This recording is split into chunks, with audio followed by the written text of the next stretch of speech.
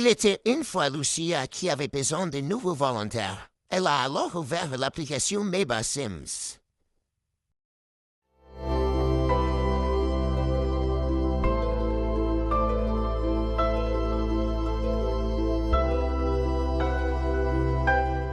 Voici notre première candidate.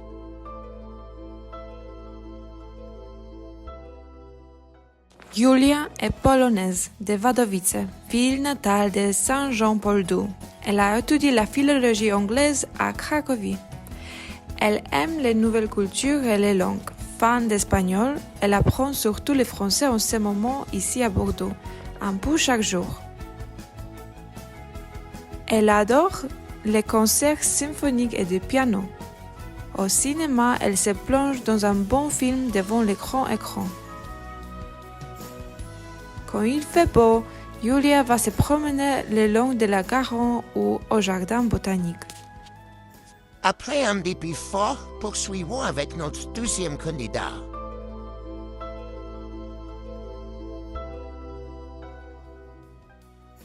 Enrique est espagnol. Il a 25 ans et il est tous les trois.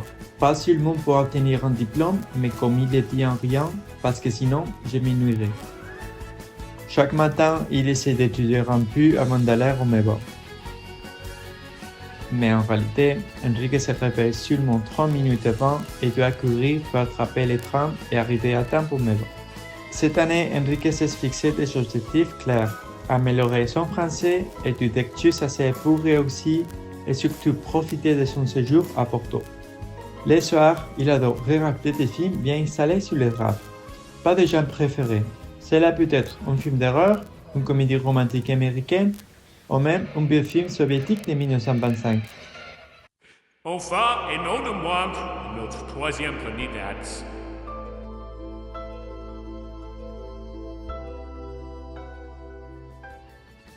Sarah est une jeune femme autrichienne. Ayant grandi dans un petit village montagnard, elle est une grande fan de la nature. Se reposer sans voir des arbres ou des plantes, impossible. Malgré le fait que son lieu d'origine n'est pas une culture très internationale, Sarah a développé très jeune le désir d'aller à l'étranger et de rencontrer plein de nouvelles personnes. Après son bac, elle est partie en Angleterre pour faire une licence en études politiques. Tout le monde déteste passer de longues journées aux bibliothèques universitaires, n'est-ce pas? Eh bien, pas pour Sarah. Elle aime lire, discuter et est toujours prête pour des départs. On doit l'avouer, ce n'est pas toujours une bonne chose. Malgré sa conviction que le féminisme va sauver le monde, on trouve Sarah souvent en cuisine ou au marché. Préparer des plats compliqués, ça lui plaît. Depuis qu'elle habite dans une résidence Crous, elle doit se contenter de vivre son four. Franchement, c'est peut-être mieux parce qu'elle est connue pour ses expériences culinaires parfois trop délirantes. Ces volontaires sont parfaits. Lucia les choisit. Bon choix, elle se régale avec eux.